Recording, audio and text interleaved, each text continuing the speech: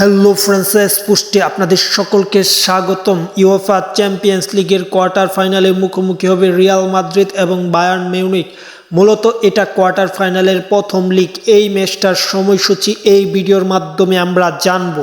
তাই দেরি না করে যারা এখন পর্যন্ত চ্যানেলটি সাবস্ক্রাইব করেননি, আশা করি চ্যানেলটি সাবস্ক্রাইব করে পুরো ভিডিওটা দেখবেন, তাহলে জানতে পারবেন রিয়াল মাদ্রিদ এবং বায়ার্নের মধ্যকার কোয়ার্টার ফাইনালের প্রথম লিগের এই ম্যাচটি কবে অনুষ্ঠিত হবে এবং কোন সময় অনুষ্ঠিত হবে।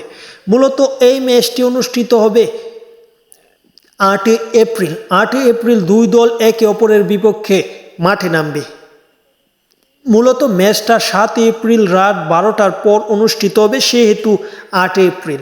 তাই মূলত 7 এপ্রিল রাত 1টায় বা 8 এপ্রিল রাতের প্রথম প্রহর রাত 1টায় অনুষ্ঠিত হবে ম্যাচটি।